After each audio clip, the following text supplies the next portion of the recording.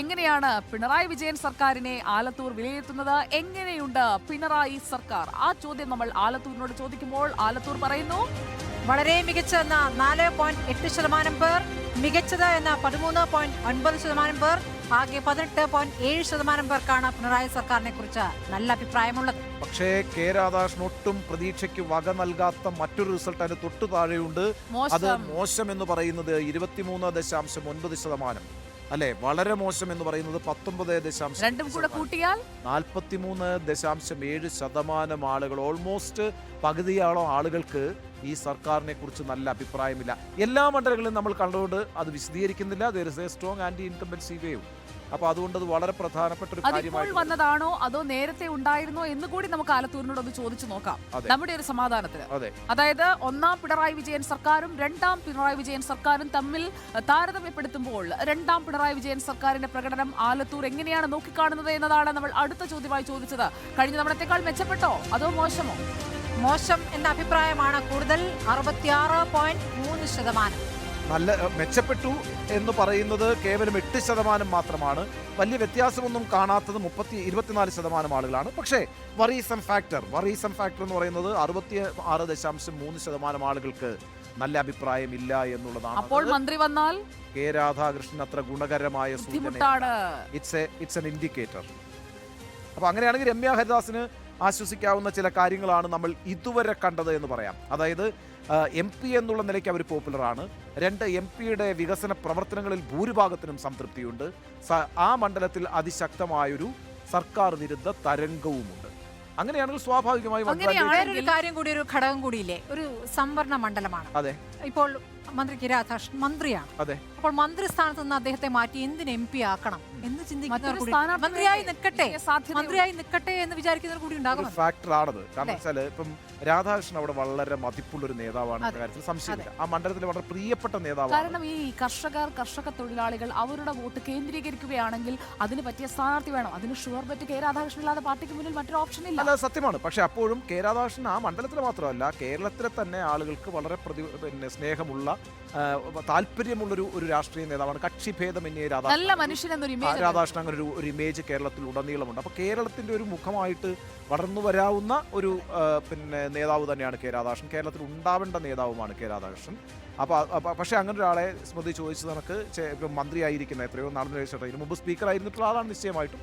അത് കഴിഞ്ഞിപ്പോൾ മന്ത്രിയാകുന്ന ഒരു സമയത്ത് മന്ത്രി എന്ന നിലയ്ക്ക് നല്ല പെർഫോം ചെയ്തുകൊണ്ടിരിക്കുന്ന ഒരാൾ, അത്തരമൊരു അധികാര പദവിയിലിരിക്കുന്ന ഒരാളെ MP ആയിട്ട് അവിടെ കൊണ്ടുവരുന്നതിനോട് എന്തെങ്കിലും ഒരു വിയോജിപ്പ് ഉണ്ടാകുമോ, അതൊരു സെന്റിമെന്റ്സ് ആയി മാറുമോ എന്നുള്ളതും നമ്മൾ കണ്ടറിയാം. അദ്ദേഹം മന്ത്രിയായി തന്നെ തുടരട്ടെ എന്ന് ആലത്തൂർ തീരുമാനിച്ചാൽ അതും അഡ്വാൻറ്റേജ് ടു രമ്യ ഹരിദാസാണ്. അപ്പോൾ നമുക്ക് നരേന്ദ്രമോദി സർക്കാരിനെ നമ്മൾ വിലയിരുത്തി, പിണറായി വിജയൻ സർക്കാരിന്റെ 1ഉം 2ഉം സർക്കാരുകൾ തമ്മിലുള്ള താരതമ്യം വരെ നമ്മൾ ചെയ്ത സ്ഥിതിക്ക് രമ്യ ഹരിദാസ്, രാഹുൽ ബ്രിഗേഡിൽ ഉൾപ്പെടുന്ന രമ്യ ഹരിദാസിന്റെ സിറ്റിംഗ് സീറ്റിൽ പ്രതിപക്ഷത്തോടുള്ള അഭിപ്രായം എന്താണ്? പ്രതിപക്ഷം കൊള്ളാമോ? പെർഫോം ചെയ്തോ പ്രതിപക്ഷം?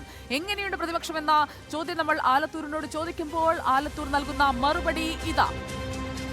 വളരെ മികച്ചതെന്ന് 3% പേർക്ക് അഭിപ്രായമുള്ളൂ. മികച്ചതെന്ന് 18.7%. രണ്ടും കൂടി ചേർക്കുമ്പോൾ 21.7% പേർക്ക് മികച്ചതെന്ന അഭിപ്രായമുള്ളൂ. പക്ഷേ ഇവിടെ ഒരു ചെറിയ വ്യത്യാസമുണ്ട് സുജയ, സ്മൃതി. മറ്റു മണ്ഡലങ്ങളിൽ നിന്ന് വ്യത്യസ്തമായി ഇവിടെ മോശം എന്ന് പറയുന്നത് 22%, വളരെ മോശം എന്ന് പറയുന്നത് 13.1%. രണ്ടും കൂടി ചേരുമ്പോൾ ഏതാണ്ട് 35.1%. 35% ആളുകൾക്ക് മാത്രമാണ് പ്രതിപക്ഷം മോശമാണ് എന്ന അഭിപ്രായം. അത് മറ്റു മണ്ഡലങ്ങളുമായി കമ്പയർ ചെയ്യുമ്പോൾ വളരെ കൂടുതലായിരുന്നു. അല്ല, കുറവാണ്. കാരണം വെച്ചാല് 40, 45, 50, 55 ഇപ്പൊ നമ്മൾ കഴിഞ്ഞ വടകരയിൽ പോയാലുണ്ടല്ലോ 55%. വളരെ കൂടുതലാണ്.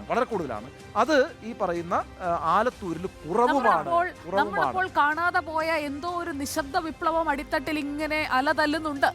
അങ്ങനെയാണ് എങ്കിൽ അതും അഡ്വാൻറ്റേജ് ശരിക്കും പറഞ്ഞാൽ രമ്യ ഹരിദാസിന്. അപ്പൊ ഇതുവരെയുള്ള കാര്യങ്ങൾ നമ്മൾ നോക്കുമ്പോൾ രമ്യ ഹരിദാസിന് ഇപ്പോഴും അവിടെ വലിയ സാധ്യതയുണ്ട് എന്നുള്ളത് തന്നെയാണ്. അപ്പോൾ ഞാൻ പറയുന്നു, മന്ത്രി കെ രാധാകൃഷ്ണന്റെ പേര് പ്രഖ്യാപിച്ചിട്ടില്ല. ഈ സർവേ നടക്കുമ്പോൾ നമുക്ക് ഇനി ആലത്തൂരിലേക്ക് വരുമ്പോൾ, ആലത്തൂർ ചുവപ്പിക്കാനായി മന്ത്രി കെ രാധാകൃഷ്ണൻ വരുന്നു. അതിനുള്ള സാധ്യതകൾ കൂടി നിൽക്കുന്ന ഒരു ഘട്ടമെന്ന് നിയമസഭാ തെരഞ്ഞെടുപ്പിനെ വെച്ചുകൊണ്ട് നമ്മൾ പറയുന്നു. അപ്പോൾ ആ മണ്ഡലത്തിൽ ഉടനീളം MLA-മാർ ഗംഭീരമായി സംഘടിപ്പിച്ച നവകേരള സദസ്സ്, എല്ലാ മണ്ഡലങ്ങളിലും ഹോസ്റ്റ് ഉണ്ടായിരുന്നു. നവകേരള സദസ്സിന്റെ ചുമതല അവിടെ മന്ത്രി കെ രാധാകൃഷ്ണൻ. അതെ. അപ്പോൾ മന്ത്രി ഒപ്പം MLA-മാർ എല്ലാവരും ചേർന്ന് സംഘടിപ്പിച്ച നവകേരള സദസ്സ് ആലത്തൂരിന് ഇഷ്ടപ്പെട്ടോ? അത് വേണമായിരുന്നോ അതോ വേണ്ടിയിരുന്നില്ലേ? ആലത്തൂർ പറയുന്ന മറുപടി എന്താണ് എന്നത് കൃത്യമായ സൂചന തരും ആലത്തൂരിന്റെ മനസ്സാക്കൊപ്പം. വലിയ എതിർപ്പാണ്. 78.5% പേർക്ക് വേണ്ടിയിരുന്നില്ല എന്ന അഭിപ്രായമാണ്. 79% ആളുകൾക്കും വേണ്ടിയിരുന്നില്ല എന്നതാണ്. നമ്മളതിന് വിശദീകരിക്കേണ്ട. കാരണം ഇപ്പോൾ 18 മണ്ഡലമായി അല്ലേ? പറയുന്ന 18ാമത്തെ മണ്ഡലത്തിലാണ് നമ്മൾ നിൽക്കുന്നത്. 18 മണ്ഡലത്തിലും ഏതാണ്ട് ഡിസ്റ്റിങ്ഷൻ ആണ്. 75% തോന്നുന്ന ഡിസ്റ്റിങ്ഷൻ അല്ലേ? അല്ലേ? അപ്പം ഡിസ്റ്റിങ്ഷൻ 8 വേണോ? ഞാനൊക്കെ പഠിക്കുന്ന കാലത്ത് ഫസ്റ്റ് ക്ലാസ് ഉണ്ടായിരുന്നു. ഡിസ്റ്റിങ്ഷൻ ഉണ്ടായിരുന്നില്ല. അതുകൊണ്ടാണ് എനിക്ക് തോന്നുന്നത് ഞാൻ പഠിക്കുന്ന സമയത്ത് പ്ലസ് ടുവിലൊക്കെ 75 മതിയായിരുന്നു. 75 അല്ലേ?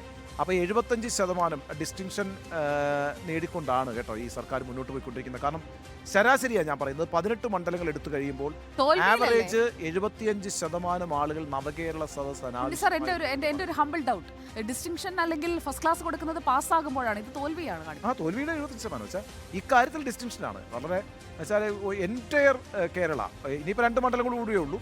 18 മണ്ഡലങ്ങളിൽ എൻറ്റയർ കേരള നമ്മൾ എടുക്കുമ്പോൾ 18 മണ്ഡലങ്ങളിലെ ആളുകൾ ഏതാണ്ട് ഒരു ആവറേജ് ഒരു 68 to 75 അല്ലെങ്കിൽ 70% ആളുകൾ നിശ്ചയമായും ഇത് അനാവശ്യമാണ് എന്ന് പറഞ്ഞു കഴിഞ്ഞു. അങ്ങനെയാണെങ്കിൽ ആലത്തൂർ നോക്കൂ. ആലത്തൂർ പരമ്പരാഗതമായി ലെഫ്റ്റിന് ഏറ്റവും വേരോട്ടമുള്ള ഒരു മണ്ഡലമാണ്. അവിടെയുള്ള ആളുകൾ പോലും നവകേരള സദസ്സിനെതിരെ പറയുന്നു എന്ന് പറയുന്നത് ഒരു ഇൻഡിക്കേഷൻ ആണ്.